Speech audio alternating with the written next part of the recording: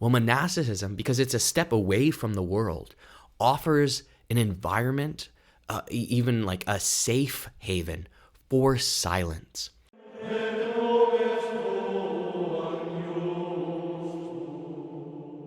Hello, my name is Brother Francisco Whitaker, and I'm a Benedictine monk and deacon at St. Vincent Archabbey in Latrobe, Pennsylvania, and you are watching The Benedict Project. Recently, here at St. Vincent, we had a come and see weekend where men are invited to come and stay a weekend with the monks to kind of get a familiarity or an exposure to what monastic life is like. We were really blessed to have actually 15 guys come and stay with us for the weekend. And I began to do a little research into, is monasticism having like a comeback, or are more men discerning a religious vocation, particularly one to monasticism? And while the trend might not be, exponentially higher or very obvious, there is, in a lot of areas, a growing desire and interest, at least, in monasticism and the revitalization of monastic life. In fact, even living monasticism has become popular for those who are A, non-religious, or B, even non-Catholic, so that there are intentional, what you would call quasi-Benedictine communities forming in Christian cultures and Christian communities around the country, even around the world. And people are kind of going back to almost that like homesteading lifestyle, which is very monastic in a lot of ways. Well, I thought I would do a video on why I think there is a growing interest in young people and in young men in monastic life again. What are the reasons why men are seeking monasticism? So I believe that there are 5 reasons why men might be having an increased interest in pursuing monastic life as their vocation and as their calling from God. What becomes attractive to men. And I think in a lot of ways, it's a response to a lack of things that are in the world that monasticism offers as a remedy, as a solution, or that there are maybe excess of things in the world that monasticism or living the life of a monk offers also a solution to. In a lot of ways, it's kind of just like Benedict, who fled the world in Rome and with its hedonism and its, overindulgent and over-ambitious culture, to live in a cave and then slowly develop monastic life himself with other men. He was responding to culture and desiring to have a relationship with God outside of that worldliness. So too, I believe that same call is being stirred up again in men, and women, I also believe, in pursuit of their religious vocations as well. I'm going to speak to particularly Benedictine monasticism. However, that also can be lived by women. There are female Benedictines, so I think this applies in a lot of ways across the board. I believe the first reason why young people seek monasticism is a desire for authentic community. Nowadays, with social media so rampant or so familiarized with us, where we're so inundated with connectivity through the internet, through social media, whatever platform it is we use, that we get this semblance of community or connection. However, it is so lacking in authentic communion, meaning one with one another. Communion, a sharing of giving and receiving. I might be able to post a picture on Instagram and receive likes, so I give people a snapshot into my life and I receive their feedback. But there is no real authentic community. There's no real authentic connection. And like on YouTube, we talk about, our YouTube community. Well, form the community around your viewers. That's also not really true authentic community. Community requires communion, and communion requires persons together. Well, monasticism, because it's built on a foundation of communal living, offers a real solution to that longing that we all have to not be alone. The first thing God said in Genesis, that it is not good, is for man to be alone.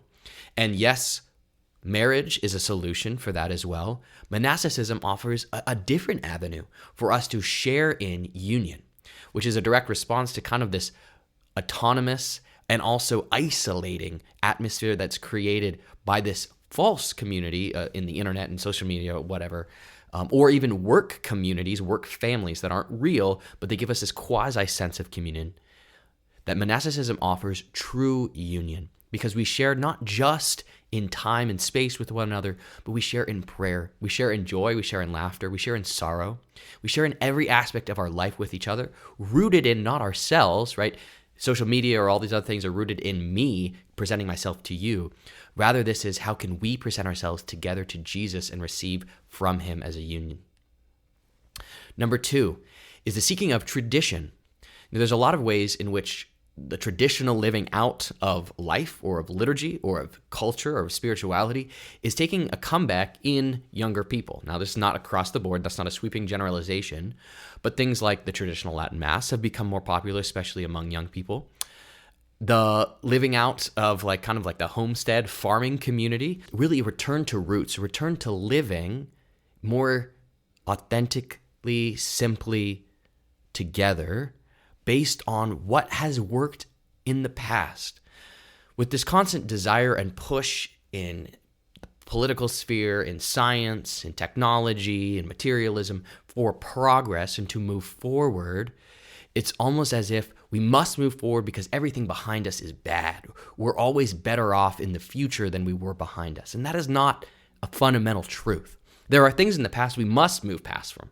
Absolutely. But there are many things in the past that are good and holy and true that we should hold on to. And monasticism is such a strong example of lived tradition and of continued tradition. Yes, monasticism looks slightly different, and maybe some people would argue drastically different than it did in the Middle Ages or in the late classical era. It is still, in a lot of sense, holding to the original traditional heart, intention. And there are various ways monasticism is lived. Clear Creek Abbey in Oklahoma lives very traditionally, both with silence at all meals, a Latin Mass, things like that. St. Vincent, we're not quite that traditional in a sense, but we do have silent meals at some times. We do observe silence. There is something that is different from our way of living than the world's. And that difference, I think, is rooted in a tradition and holding to what was done in the past that we still do today. And I believe that is attractive to a lot of young people. Third, monasticism is attractive because within it is the cultivation of silence.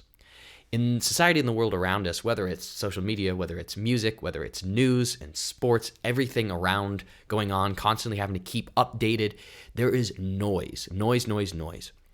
And the devil loves noise because it's like radio static. There's no harmony, there's no continuity to it, but it floods our ears so it's impossible to hear or think about anything else.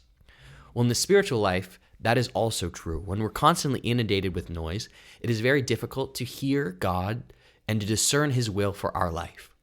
Well, monasticism, because it's a step away from the world, offers an environment, even like a safe haven for silence, so that we can be quiet, both externally and internally, to take a step back and just receive and listen.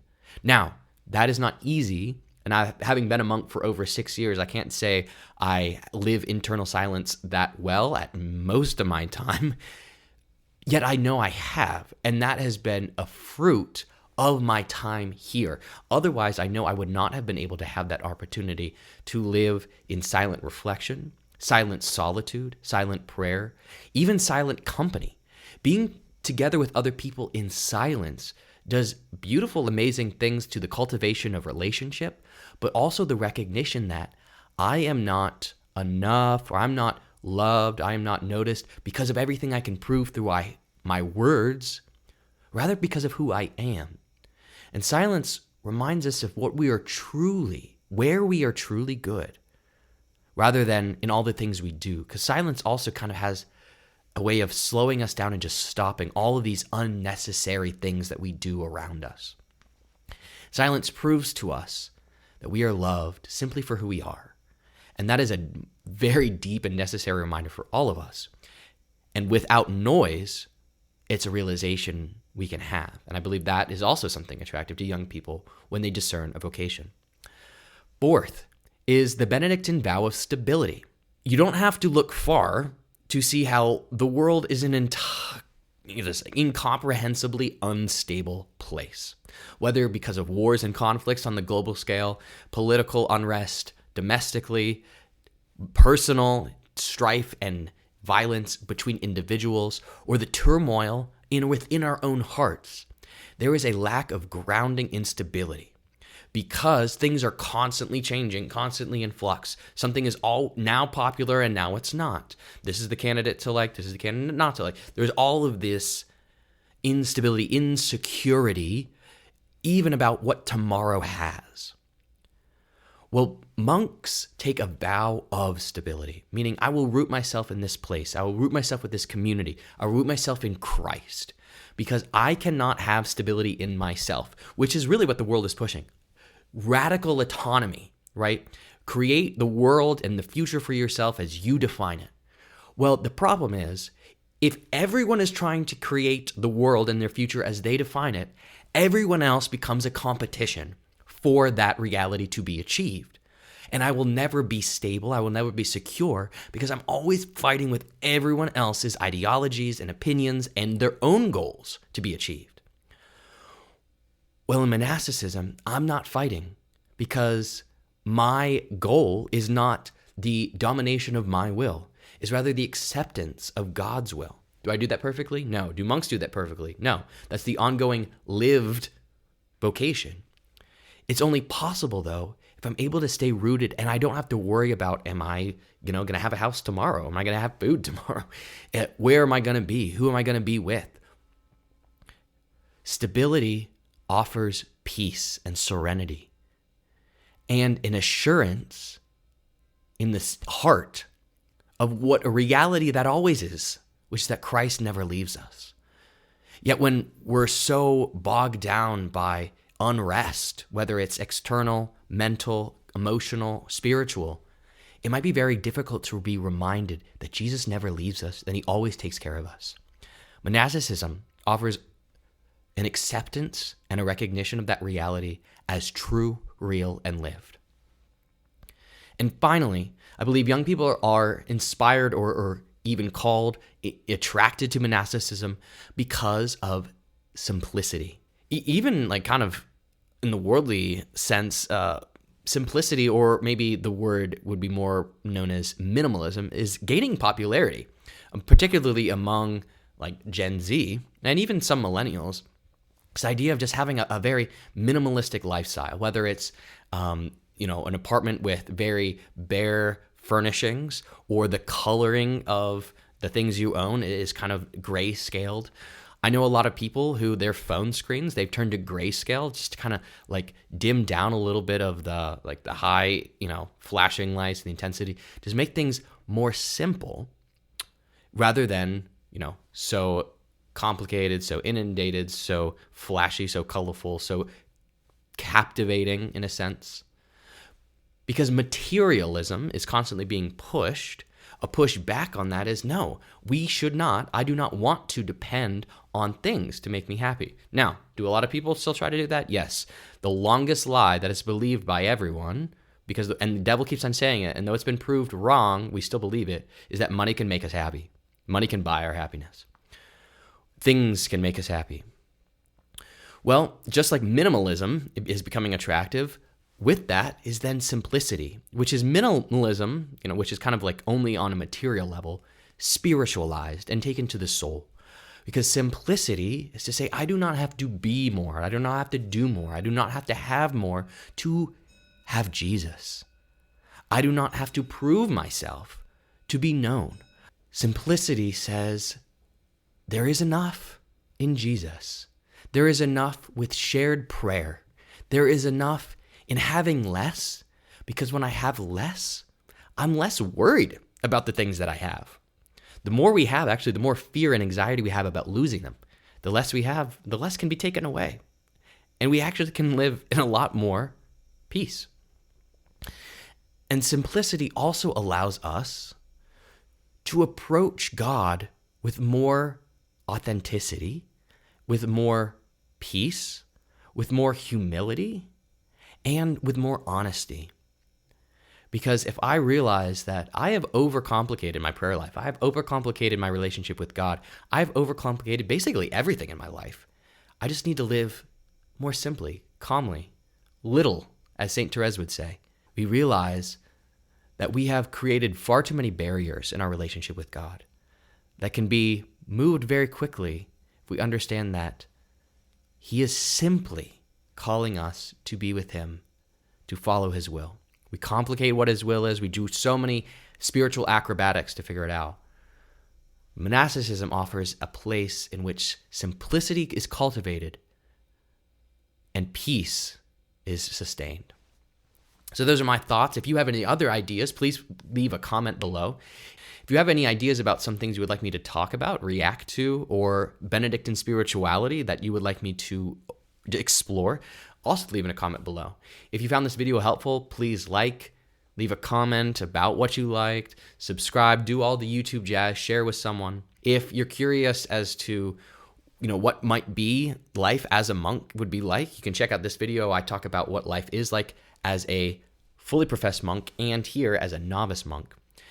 Thank you for joining me for another video by the Benedict Project. Please check out any of our other content, and I hope you have a wonderful and God bless day.